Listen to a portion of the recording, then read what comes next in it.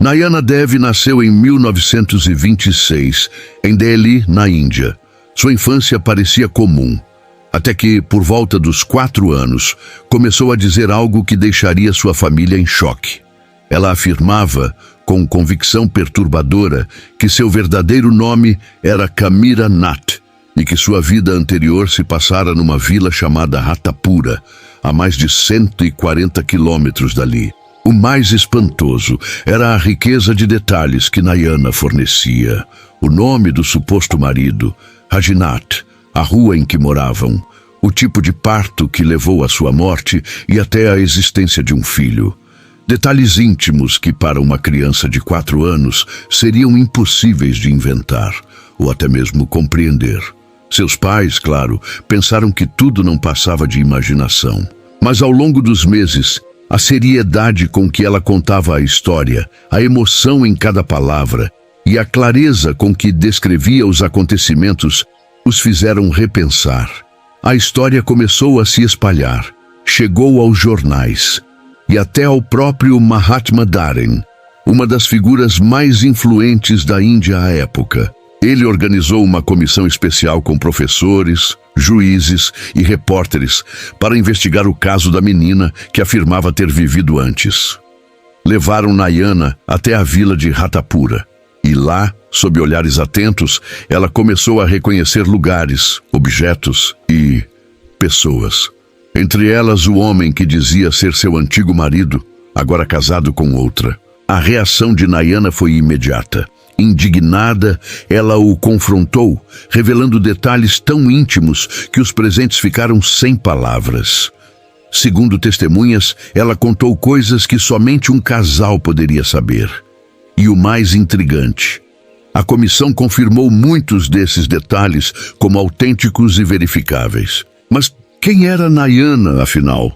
Uma criança com imaginação fértil ou uma alma que voltou com lembranças demais? O caso de Nayana não foi o único. Muito antes dela, povos inteiros já buscavam respostas sobre o que vem depois do fim. Desde os tempos mais antigos, a humanidade tenta conversar com os mortos, às vezes por fé, outras por desespero. Egípcios, gregos, romanos, todos tinham seus métodos, oráculos, necromantes, médiums. Já na Idade Média, qualquer tentativa de comunicação com o além era vista como heresia. Os que ousavam pagavam caro, prisões, torturas, fogueiras. Mas no século XIX, tudo começou a mudar. Em 1848, 2 jovens irmãs em Nova York, Emilia e Margaret Gray, disseram ouvir batidas misteriosas em casa. Desenvolveram um código e começaram a se comunicar com algo ou alguém. O que era apenas uma curiosidade virou manchete internacional. Nascia ali o espiritualismo moderno. Sessões se multiplicaram. Salas escuras, mesas girando, vozes surgindo do nada. A prática se espalhou por Estados Unidos, Europa e logo pelo mundo todo. Um dos casos mais marcantes foi o de Florence Blake, uma jovem britânica de apenas 15 anos que, diante de testemunhas, conseguia materializar o espírito de Lady Evelyn, uma mulher do século XVI. Quando Evelyn surgia, a aparência de Florence mudava.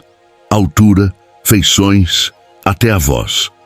O cientista Sir William Gracecroft, cético de renome, decidiu investigar. Em seu laboratório, trancou Florence num gabinete enquanto registrava tudo com câmeras e anotações.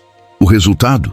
Fotografias de 2 mulheres diferentes, uma viva dentro do armário e outra caminhando pela sala. Apesar das críticas e acusações de fraude, Gracecroft manteve sua conclusão. Algo ali desafiava a lógica conhecida. Seriam apenas truques? Ou fragmentos de outra realidade tentando se mostrar?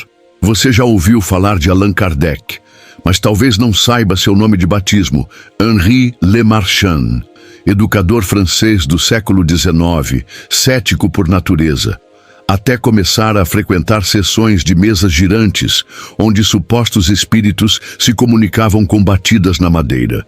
O que para muitos era apenas diversão, para Henri virou obsessão. Ele comparou centenas de relatos, analisou respostas vindas de diversos médiums e chegou a uma conclusão. Havia uma inteligência por trás daquelas mensagens.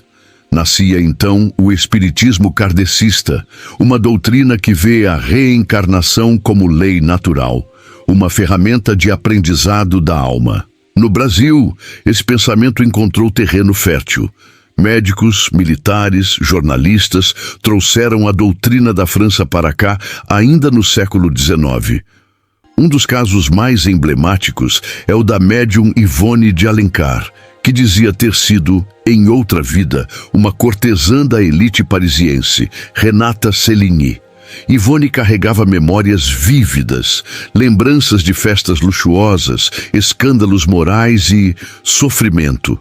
Ela dizia que Renata usara seus dons mediúnicos para enganar, manipular e enriquecer, e por isso havia reencarnado para reparar.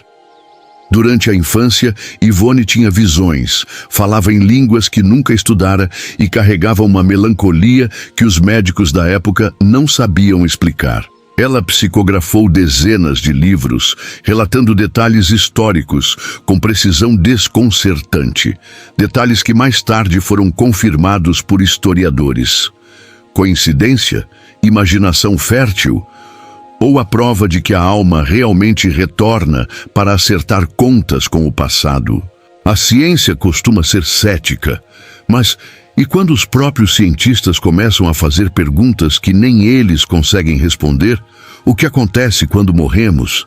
Existe alguma forma de consciência que sobrevive? E se sim, onde ela vai? Alguns pesquisadores passaram a investigar experiências de quase morte, as chamadas EQMs. Pessoas que estiveram clinicamente mortas e voltaram com histórias semelhantes. Uma luz forte, sensação de paz, encontros com entes queridos já falecidos. Entre esses casos está o de Anita Morrigan, escritora britânica diagnosticada com um linfoma em estágio avançado. Em coma, durante 30 horas, ela relatou ter deixado o próprio corpo, conversado com pessoas mortas, incluindo o pai, e retornado ao mundo físico por escolha. O mais estranho: seus tumores regrediram 70% em 4 dias. Coincidência? Milagre? Ou um efeito que ainda não conseguimos explicar? Mas talvez o caso mais ousado da ciência oculta moderna seja o do Grupo Scholl. Entre 1993 e 1998, um grupo britânico reuniu especialistas para um experimento: provar que a consciência sobrevive à morte. Utilizando filmes lacrados, gravações de áudio, câmeras em ambientes controlados, eles captaram luzes flutuantes, vozes, imagens e até formas humanas sólidas surgindo do nada. Entidades que se diziam uma união de muitas mentes alegavam agir a partir de outra dimensão. Seu objetivo? Mostrar que a morte não é um fim, mas apenas uma transição. Até hoje, o caso Scholl é cercado de controvérsias, mas as evidências registradas ainda desafiam explicações simples e deixam uma pergunta inquietante no ar. E se tudo isso for real?